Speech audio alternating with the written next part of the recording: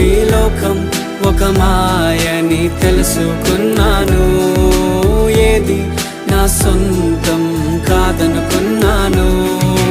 తప్పిపోయిన కుమారుని నేనైతే నా కొరకై నిరీక్షించే తండ్రి నా యేసు.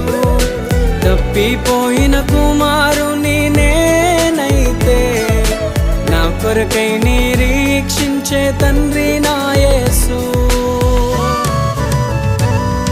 ఈ లోకమంతా నేను వెతకినా నాకు లేదయ్యా ఎక్కడా ఆనందం. నీ సన్నిధిలో ఒక్క క్షణం గడిపినా నా హృదయం